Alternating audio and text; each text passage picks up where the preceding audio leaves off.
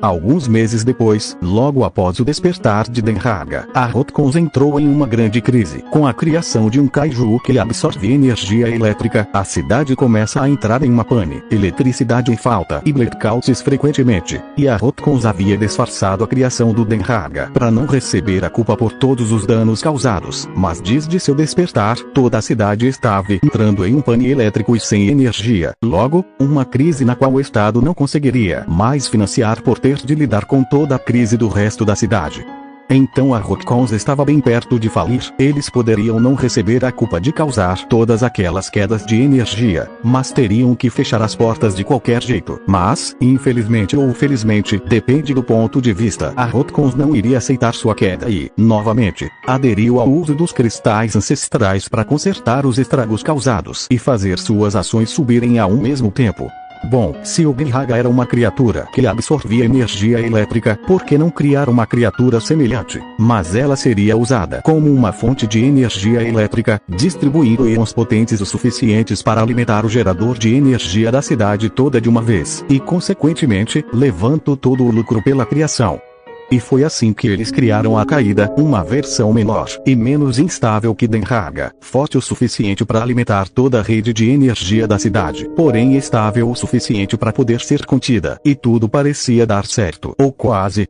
Denraga, mesmo vivendo na Ilha da Caveira, convivendo com outros monstros gigantes e criaturas semelhantes a si, ainda assim se sentia sozinho. Ele não sabia qual era seu propósito ao certo, não sabia nem seu próprio nome, então o coitado durante meses vivendo ali, não aceitou muito bem sua natureza. Então por opção, ele decide sair da Ilha da Caveira. Aquele não parecia ser seu lar, não era um lugar que ele merecia, se é que ele merecia um lar.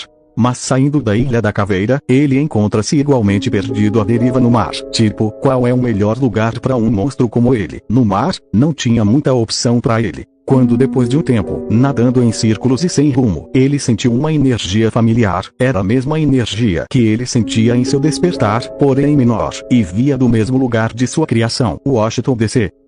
Quando ele chega lá, a cidade entra em pânico, pensando que ele tinha voltado para destruir a cidade de novo. Afinal ele era um monstro, era isso o que ele fazia, porém quando chegou lá, avistou a Caída, sendo transportada para uma região mais segura para os experimentos da Rotcons, e por ter sido criada pela mesma empresa, ele sabia o que essa empresa era capaz. Ele tentou impedir, mas é claro que eles sabiam disso. Criaram um mecanismo de defesa. Denraga fica fraco com água, suas moléculas não funcionam direito quando está molhado. A guarda e eletricidade não são uma boa junção, e por isso seus poderes não funcionam na água. Então distraíam o Denraga com água, enquanto fugiam com Caída para um lugar rastreável a Denraga. Mas na correria, ela acabou se soltando, e fugindo pro centro da cidade, onde ela acaba absorvendo o resto da energia elétrica da cidade e ficando maior, crescendo de forma acelerada, onde, infelizmente, perde o controle de si. A essa altura do campeonato, existem 2 kaijus liberados à volta na cidade, e o atual rei dos monstros está ocupado com outros assuntos. Então, com falta de ideias, os americanos enviam tropas armadas para derrubar as criaturas, tanques de guerra e aviões armados. Mas isso só piora mais a situação, porque Caída se assusta com os aviões e os tanques de guerra, e por legítima defesa, emite um pulso eletromagnético que desliga tudo ao seu redor, dando a ela tempo para fugir no mar, evitando o pânico e o caos, com Denraga indo atrás dela, para tentar controlá-la. Por outro lado, Carlton imediatamente soube disso da Civ. 2 monstros estavam despertados e causado um pânico. Exércitos estava do outro lado do planeta enquanto isso, resolvendo uma coisinha, sem nem perceber os 2 kaijus à solta no planeta, sendo um risco em potencial à humanidade. E John estava em coma no hospital, então a responsabilidade estava sob ele. Butcher com a FPH não tinha capacidade de lidar com monstros gigantes, então a responsabilidade era de Carlton, que não sabia nem um pouco de como liderar ou tomar as mesmas rédeas que John fazia. Já estava na hora de aceitar que Carlton não servia mais para ele, e ele estava por um triz de desistir. Mas não foi isso o que ele fez. Pelo menos não o que a Cynthia deixou ele fazer. Ela conversou com Carlton, tentou entender o lado dele. Para Carlton, a Civ mudou de um jeito em que ele não acompanhava mais. Então era mais de sua responsabilidade, e sim as de John. Ele saberia liderar melhor assim que acordasse do coma. Mas para Cynthia, não era isso. Nos anos em que Carlton não estava lá para ajudar mais, todos haviam pensado que ele estava morto. Até John estava no mesmo lugar em que Carlton se encontrava, com dificuldades de liderança e com má confiança do time, mas felizmente, ele não estava sozinho, porque Cynthia, que na época era uma das pessoas em que ele mais podia confiar, estava lá para ele, porque era isso o que importava. O que importa não é desistir sem tentar, o que realmente importa é tentar, mas não sozinho, não sem ajuda. Ela induziu Carlton a não desistir, porque Carlton não estava sozinho. Ele tinha o apoio da Civ inteira, da mesma forma que John tinha antes. A Civ enxergava eles como uma família, e família não fica para trás, ou não é deixada em apuros. Família e apoio continuam em união. E no momento, a Civ era toda a família que Carlton precisava, assim como John, Todd, Cynthia e Butcher. E isso era perfeito. Não era uma família perfeita, mas são uma grande família, e no momento, essa família estava prestes a lidar com possíveis ameaças globais. Voltando pro foco principal, Denhaga seguiu caída durante o oceano, onde ela foi parar numa pequena ilha no Caribe. Lá ela pode se concentrar um pouco e respirar. Óbvio que Denhaga tinha seguido ela, então ela se assustou ainda mais com ele. Pra ela, ele era tipo um clone assustador que possivelmente estava ali para matá-la, mas pra ele, ela era uma fêmea assustada, confusa, igual ele. Os dois eram criaturas recém-criadas e sem propósito, vistos como ameaças por outros, mas entre os dois, eles não viam ameaças um no outro. Denhaga foi acolhedor com Caída e, na linguagem comunicativa entre caijos, disse para ela não se preocupar, porque ele faria o que fosse possível para protegê-la, tipo uma promessa.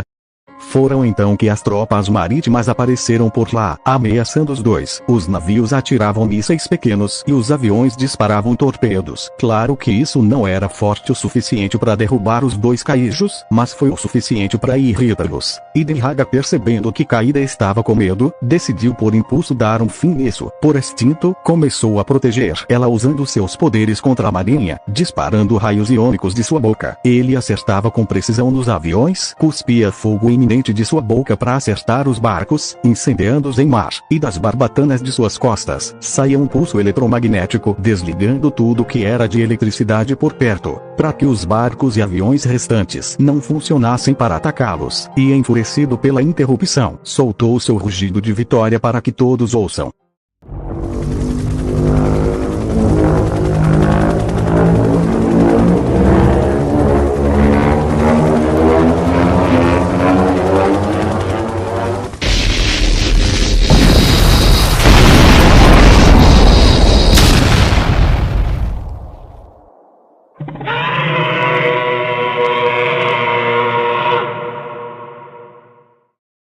O que surpreendentemente chamou a atenção indesejada da Civ, que imediatamente reconheceu o rugido do Denhaga, que ecoou até a base na Isla del Monstro, meio que fazendo Carlton agir rapidamente. Descobrindo que agora um dos dois caijos é bem perigoso, por ter aprendido a dominar seus poderes, e tão rapidamente. Então se ele é uma ameaça para a humanidade, mesmo que de forma acidental, Exércitos iria atrás deles, e garantir que eles não causem mais mal a ninguém, se é que vocês me entendem. Então né, meu amigo, hora de agir. Carlton não iria ficar parado como um tonto vendo dois caijos inocentes serem brutalmente assassinados por estarem se defendendo, e rapidamente bolou um plano. Bom, basicamente o Denhaga, apelidado de Snoke, iria seguir a Caída por onde quer que ela vá. A Rotcon está doida para ter os dois de volta para resolver a crise que eles mesmos criaram para a cidade. E os dois caijos são meio que idênticos, então são atraídos um pelo outro, digamos assim. Então se eles iriam ficar perto um do outro, então que ficassem em outro local. A ideia era trair Denhaga e Caída de volta para a Ilha da Caveira, onde a entrada da Rotcons lá era estritamente proibida, e Exércitos não iria atrás deles também, por estarem em seu habitat natural ao invés de causar pânico em uma cidade humana. Plano feito. Caída deveria ser levada para a Ilha da Caveira, e Snoke seguiria ela para protegê-la, então perfeito. Plano em prática. Só que eles não contavam com a própria Rotcons, que estavam com sangue nos olhos para ir atrás destes dois. No meio do caminho, eles interviram tentando sequestrar Kaida, prendendo-a numa jaula gigante cheia de água. Se um dos dois chegasse em terra firme, já era para Rotcons, mas enquanto estivessem na água, nada de poderes. Smoke até tentou protegê-la, mas estava sendo contido pelos navios da Rotcons. A Siva até tentava revisar com aviões de guerra dados pelos americanos, mas não funcionava. Os funcionários da Rotcons não queriam desistir da Kaida, estavam até dispostos a matar ela, pegar seu DNA e recriá-la da maneira certa, sem Smoke, sem Siv. Apenas uma fonte ilimitada de energia o suficiente para alimentar, não mais uma cidadezinha, mas sim um mundo todo. E a Siv não iria tirar isso deles, e eles estavam certos, não cabia a Siv tirar isso deles, cabia a outro ser.